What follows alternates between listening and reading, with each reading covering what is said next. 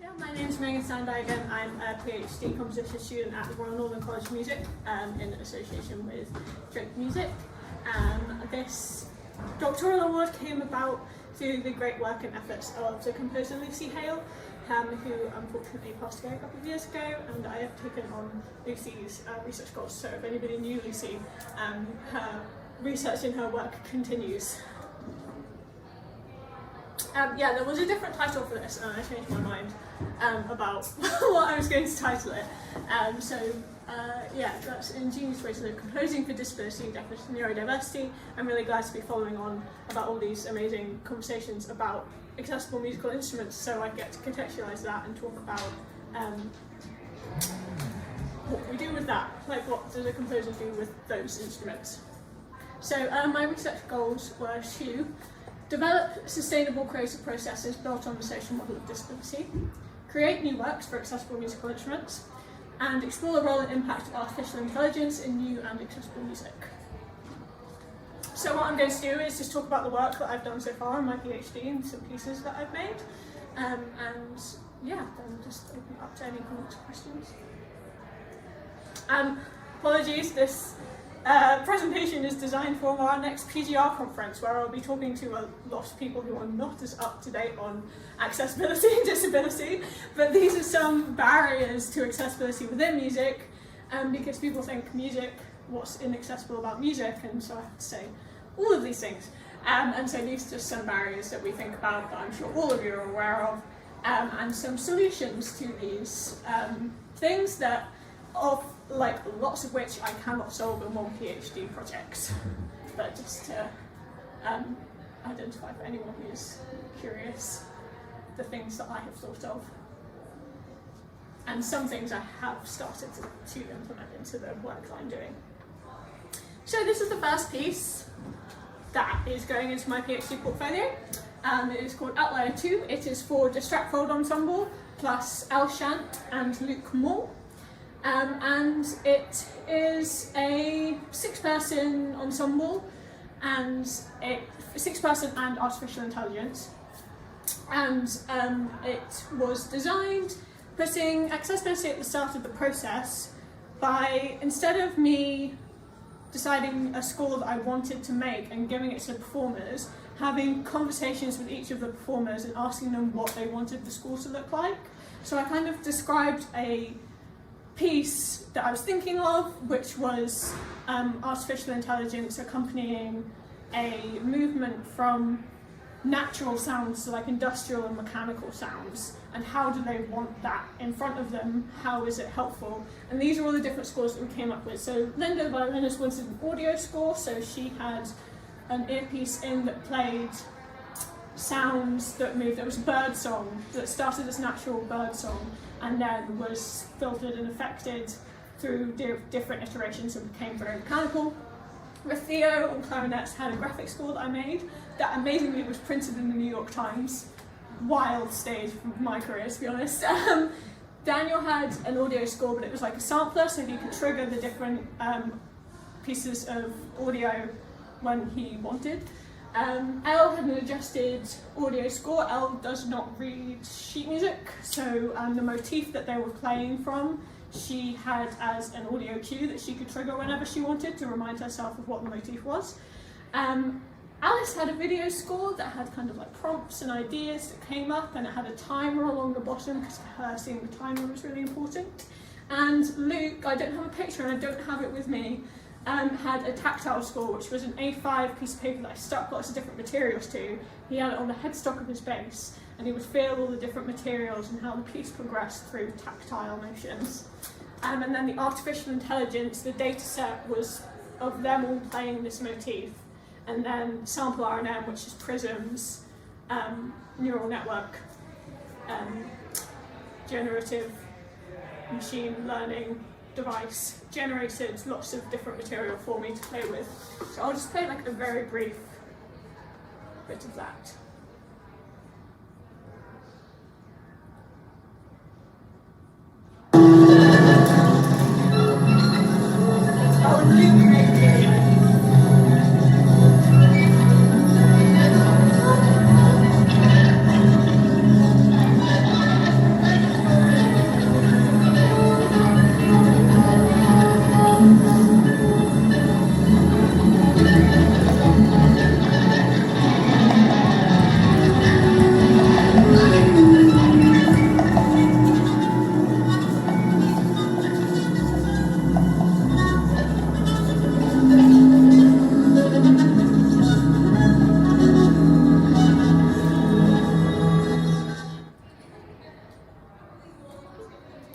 The next piece that I created was a installation, a multi-sensory, multi-dimensional installation with an animator called Rosie Woollahan in the People's History Museum in Manchester. And you can kind of see it here. It was made up of 3-speaker array, soundscape that I created, and animation that Rosie created, and then these hanging objects that we both kind of made and installed in the museum. And we both experienced different forms of Rosie had a really good term for it and I've forgotten it already.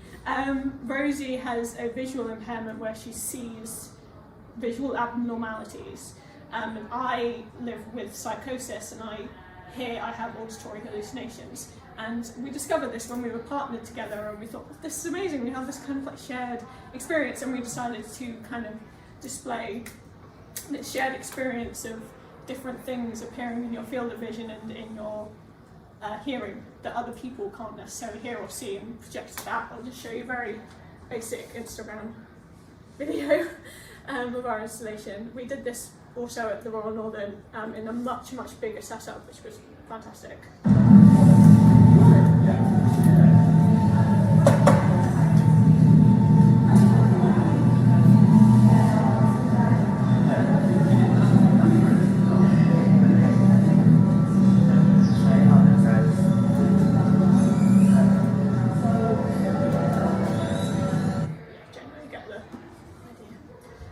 Yeah, it's really fantastic. The next piece that I created was called This Is Happening, with Sonia Alori, who's an electronic wind instrument player, and Catherine Williams, who is a flautist. Sonia is absolutely fantastic, but she's got partial blindness, partial deafness. She's a wheelchair user. But she's just the most fantastic improviser and composer. And so this process of making this piece was I made this text and graphic score for Catherine. Catherine recorded and played it, and then we had a creative captioner audio describe Catherine's playing to Sonia, and she then responded in kind, as it was like a text score. The creative captions were like a text score.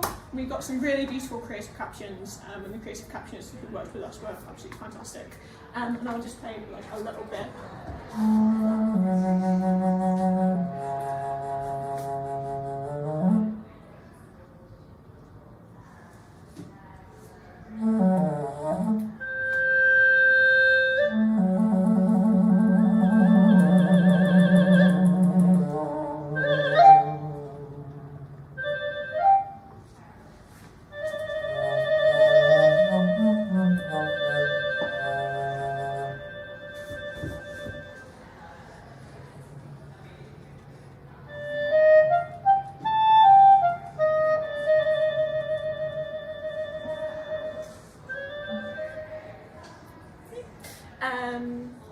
This is a piece that I'm working on at the moment. This is Morwenna. She plays, and her husband have invented the rainbow harp. The rainbow harp they come in all different sizes of harps, and they are rainbow colour pitch coded. So each colour corresponds to a different pitch, and she uses, because of her disability, she uses colour coded notation.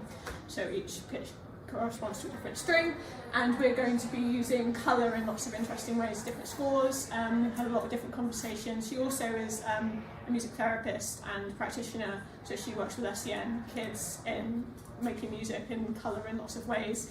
I won't go into explaining what all the etudes are going to be, but we're going to be looking at colour and graphics and tactility, and building bricks and rainbow scarves, and lots of really experimental ways of making music that are also accessible to her through the use of colour. So that's what's coming next. I'll also be doing some pieces with Chris Halpin using the Mimu gloves, and Steve Varden using his synthesizers, and then I'll be making a piece for Coma London and the International Contemporary Ensemble, both of which will involve artificial intelligence as well. But they're all the things that are upcoming if you're interested. Yeah, lots going on, so thank you very much. And if you have any pieces you want written for accessible musical instruments, you now know who I am. Thank you. Do we have any time for questions? Yes, I've got some few minutes for questions. Yeah. Absolutely, yeah.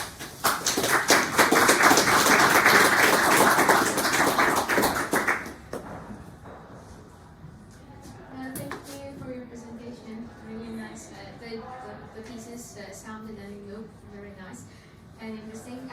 So for the first one, I had multiple presentations of the scores existence of different scores. How do you think of archiving that or documenting that? And do you feel like the different types of the scores are going to be mapped to specific performers, or that these specific scores are attached to this performance? And how do you see that in the future, that is going to be translated for the future to be played again? Is it going to be open to interpretation, like the tactile or the video?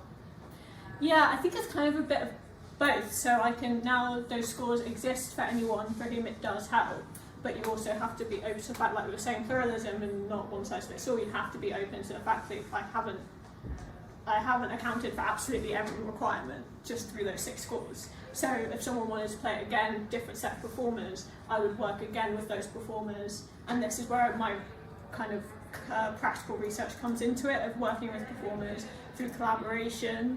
That's how we achieve accessibility. And that our paradigm of how we make music in the classical music field is not accessible, and how our process of making music has to change. And so to work like collaboratively create is the best way of doing it. And yeah, the scores will be available for anyone who wants to use them. But I will also work with new people to create new different ones if that's required.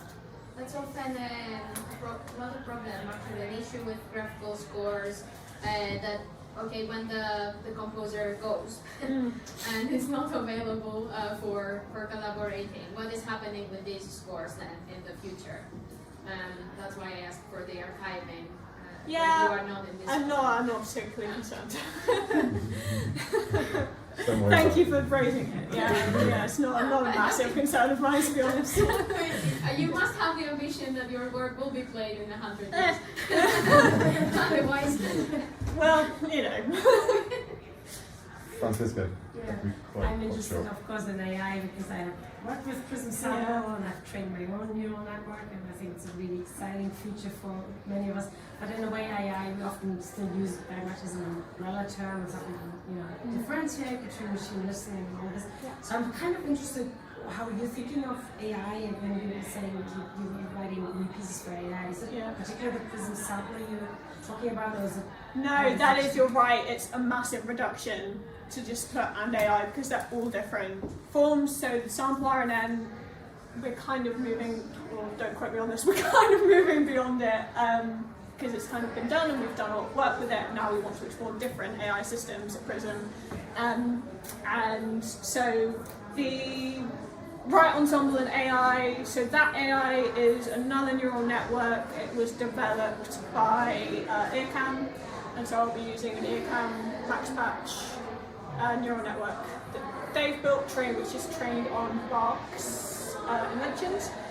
The piece for Coma, actually we'll use sample RNN, and we'll build a Coma dataset of all the Coma players. And the ICE and AI, I actually am not allowed to talk about.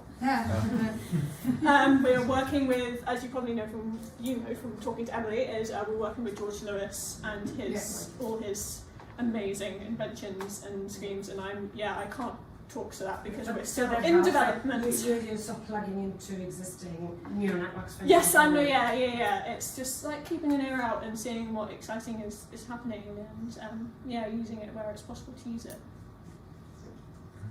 Lovely. I think we better wrap it up there. Thank you. Thank you very much, Megan.